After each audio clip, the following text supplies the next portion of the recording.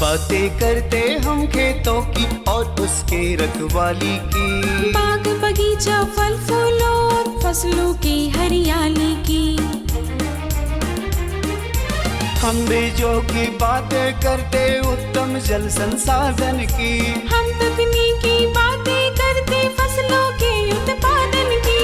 हर किसान का सपना सच हो जीवन सुखद बनाने को, गाँव-गाँव के हर आंगन का प्यारा सा ये दर्शन। कृषि दर्शन, कृषि दर्शन, कृषि दर्शन, कृषि दर्शन, कृषि दर्शन, कृषि दर्शन, कृषि दर्शन, कृषि दर्शन। ना हो परेशान, खेती बाड़ी है आसान, बस समय का रखो ध्यान, तभी बनोगे धनवान। नमस्कार, कार्यक्रम कृषि दर्शन में सभी किसान भाई बहनों का स्वागत है। किसान भाइयों, आज हम बात करेंगे खरीफ दलहनी फसलों की उन्नत तकनीक से खेती और साथ ही साथ बरसात में पशुओं के आवास और आहार के प्रबंधन के बारे में। लेकिन सबसे पहले देख लेते हैं कृषि समाचार। नमस्कार, कृषि समाचार में आपका स्वागत है। मैं हूं सोनम गुप्ता। आइए देखते हैं आज कृषि समाचार में क्या है खास। धान का नर्सरी तैयार करने के लिए उचित जमीन का करे चुनाव। मक्का की खेती के लिए खेत की तैयारी करे शुरू। आगाद फूलगोभी की खेती के लिए अनुशंसित प्रभेद में लगाए पूसा कतकी। अब समाचार विस्तार से।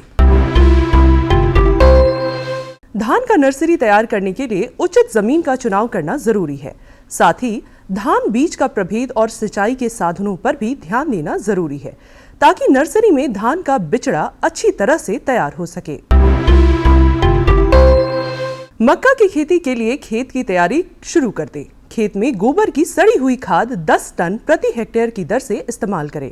नाइट्रोजन, फास्फोरस और पोटास के लिए यूरिया, डीएपी और एमओपी का प्रयोग कर सकते हैं।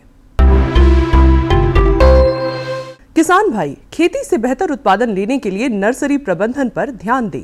इसके लिए सबसे पहले अच्छी मिट्टी का चयन करें, जिसमें कार्बन की मात्रा पर्याप्त हो।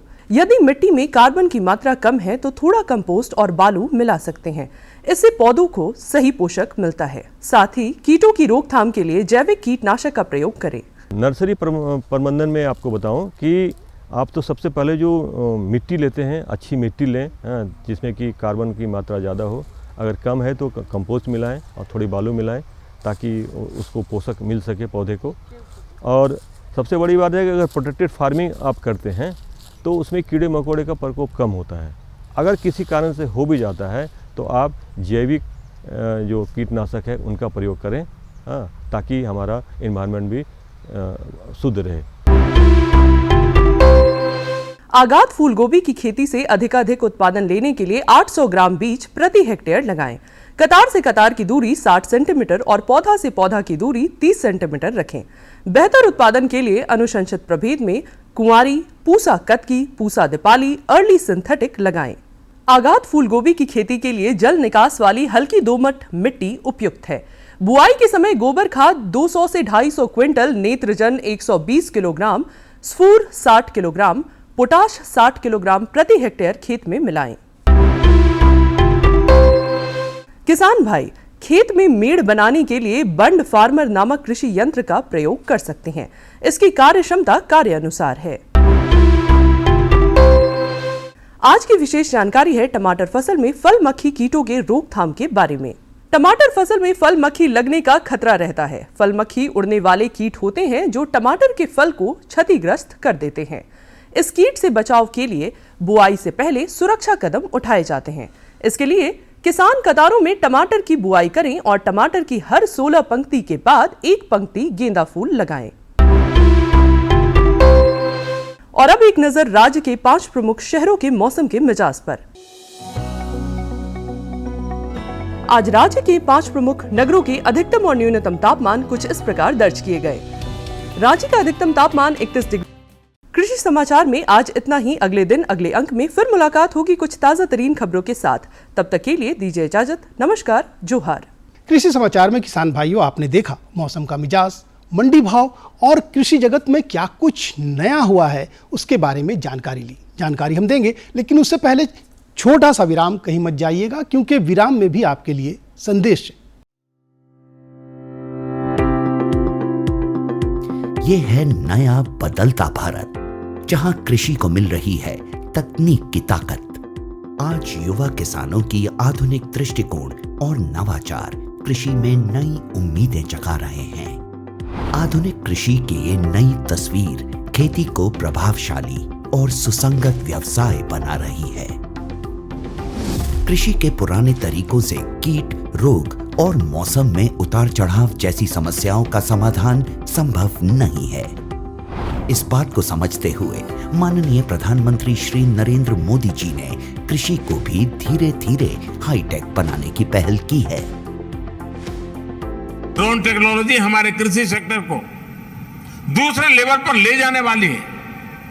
किस जमीन पर कितनी और कौन सी खाद डालनी है, मिट्टी में किस चीज की कमी है, कितनी सिंचाई करनी है, ये भी हमारे यहाँ अंदाजे से होता रहा है। ये कम पैदावार और फसल बर्बाद होने का बड़ा कारण रहा है। लेकिन स्मार्ट टेक्नोलॉजी आधारित ड्रोन यहां भी बहुत काम आ सकते हैं। प्रधानमंत्री जी के दूरदर्शी नेतृत्व में केंद्रीय कृषि एवं किसान कल्याण मंत्रालय बड़ी तेजी से किसानों को टेक्नोलॉजी से जोड़ रही है। सरकार कृषि कार्यों के लिए ड्रोन के उपयोग को प्रोत्साहित कर रही है। किसान ड्रोन कृषि उद्योग में क्रांति ला रहा है। यह तकनीक भारतीय कृषि समुदाय का भविष्य है। ड्रोन का प्रयोग पारंपरिक खेती के तरीकों को बदल रहा है। ड्रोन एक आधुनिक तकनीक एक नई आई है, जिससे हमें उससे बहुत फ़ायदा हो रहा है।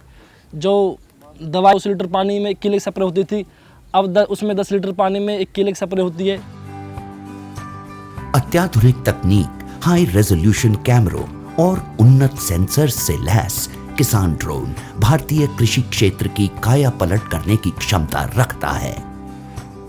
कीटनाशकों और उर्वरकों का छिड़काव, हवाई निगरानी, फसल और मृदा स्वास्थ्य की निगरानी, बीजारोपण, क्षतिग्रस्त फसलों का आकलन और फसल बीमा के दावों का तेजी से निपटान के अलावा फसलों के स्वास्थ्य संबंधी रियल टाइम जानकारी दे सकता है।